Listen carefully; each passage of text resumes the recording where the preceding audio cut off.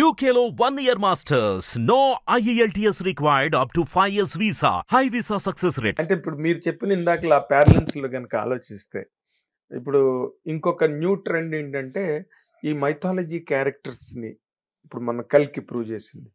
Mythology characters ని తీసుకొచ్చి socialise చేసి వాటిని ఫ్యాంటసీగా చేసే ఒక కొత్త ట్రెండ్ ఒకటి క్రియేట్ అయింది సార్. దాన్ని మీరు ఎట్లా చూస్తారు సార్?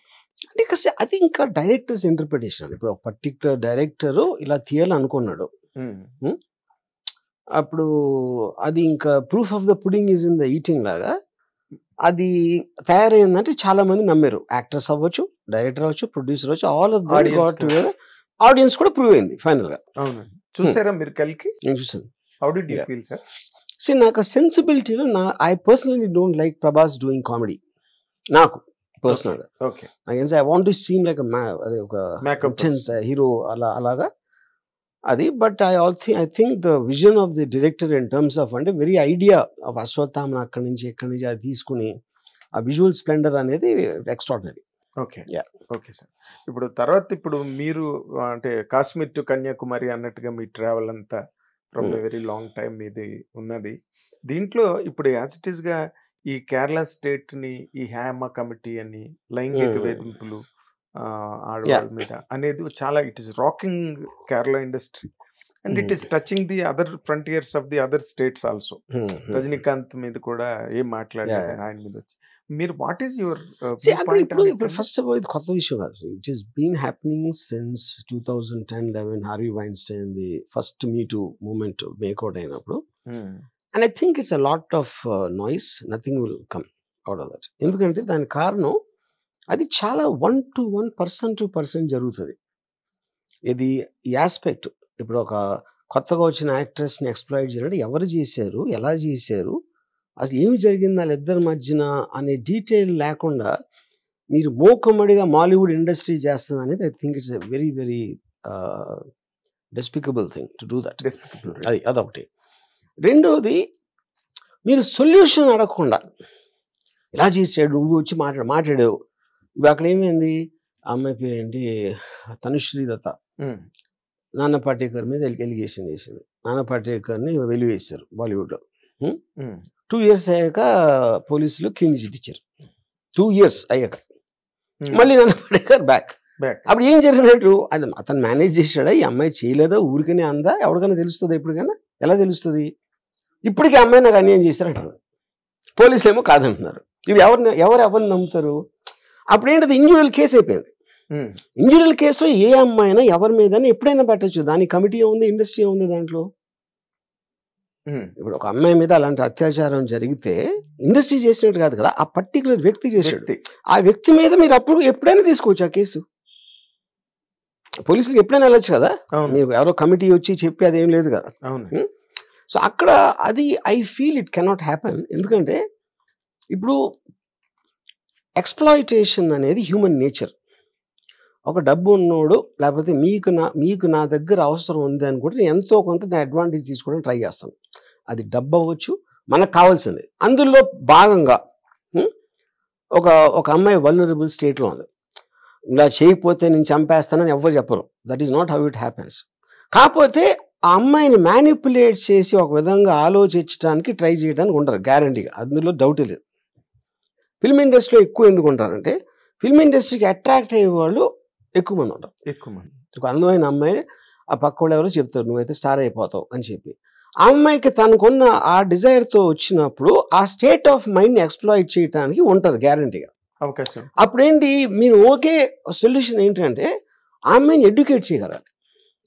ఎడ్యుకేషన్ అంటే ఇలా జరుగుతుంది, ఇండస్ట్రీ అనేది ఇలా ఉంటుంది ముందే అమ్మాయికి ఇండక్షన్ ప్రాబ్లం లాగా చెప్పగలిగితే, లేకపోతే అమ్మాయి కూడా తెలియదు కదా.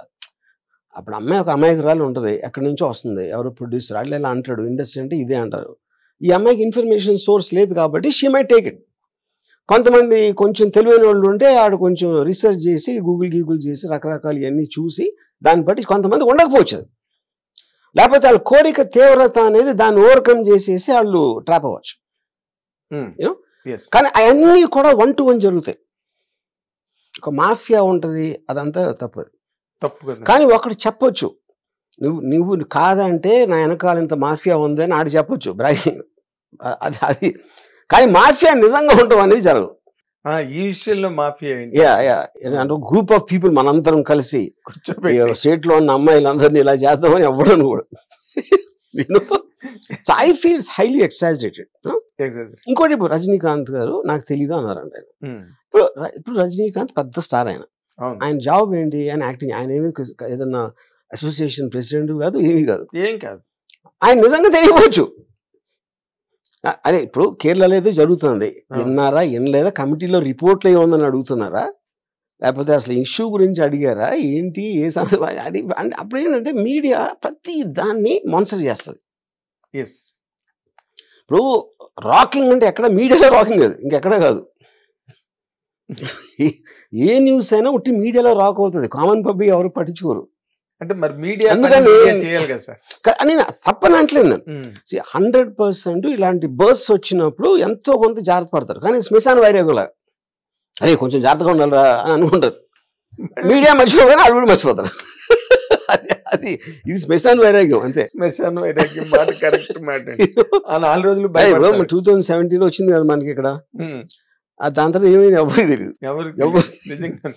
చాలా సార్ ఇప్పుడు మీడియా ఫిల్మ్ ఇండస్ట్రీ కన్నా బెటర్ సినిమాలు వేస్తారు, కానీ వాళ్ళకున్న ఒక విచిత్రమైన ఇది ఏంటంటే ఉట్టి ఫస్ట్ హాఫ్ తీస్తారండి, సెకండ్ హాఫ్ ఉండదు. ఇష్యూ లేపి కాల్ చేసి ఇంటర్వ్యూ కాల్ చేసి అయిపోతుంది, సెకండ్ హాఫ్ రాదు ఇంకా ఇప్పుడు. కరెక్ట్ కదా. ఇప్పుడు మీరు సుశాంత్ సింగ్ రాజ్పూత్ చూడండి, అది జరిగి రిపబ్లిక్ కూడా అర్నబ్ గోసామి కాదు.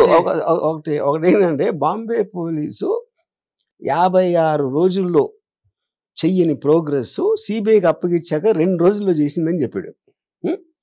ఆ 2 రోజులు అయ్యి 2.5 ఏళ్ళైంది ఇప్పటికి. ఇప్పటి వరకు దాని గురించి మాట్లాడలేదు. ఏది సిబిఐ కూడా ఏమనలేదు, అర్నబ్ కూడా ఏమనలేదు. అర్నబ్ కూడా పట్టించు మానేశాడు అంతే. అందుకనే సెకండ్ హాఫ్ ఉండదు, ఈ సినిమాలకి సెకండ్ హాఫ్ లేదు, ఉండదు కండిషన్ అది. అంటే ఒక టైంలో రేవతి, సౌత్ ఇండియన్ రేవతి కానీ లేకపోతే సుహాసిని గారు, వీళ్ళందరూ జయసుధ్ గారు, వీళ్ళందరూ కలిపి మీటూ పెద్ద మూమెంట్ లాగా వాళ్ళకి ఒక ప్రెషర్ పెడతారండి ఆ టైంలో. ఏంటి మీరు రియాక్ట్ అవ్వాలి అంటే నేను చెయ్యను అంటే ఇంటానికి అసహ్యంగా ఉంటుందని ఏదో మాటని ఒప్పుకుంటారు. మళ్ళీ మీడియా వాళ్ళు కూడా ఏం చేస్తారన్న, కమిటీ పెట్టారు, ఏం చేస్తారు చెప్పండి. మళ్ళీ ఇప్పుడు సినిమా తీస్తున్నారండి, ఒక అమ్మాయిని హీరోయిన్ గా అడిగాడు, ఆడేదో జరిగింది అనుకోండి. ఇప్పుడు అమ్మాయి కమిటీకి వెళ్ళి చెప్తే కమిటీ ఏం చేస్తుంది అక్కడ, కమిటీ పోలీసుకి చెప్తుందా?